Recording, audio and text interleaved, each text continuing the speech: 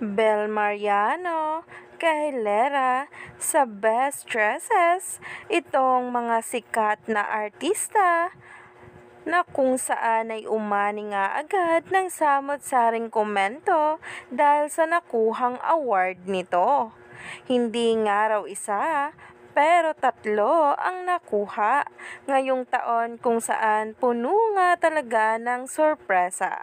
Kaya naman narito na nga ang ating latest update tungkol mismo kay Donnie Pangilinan at Bel Mariano.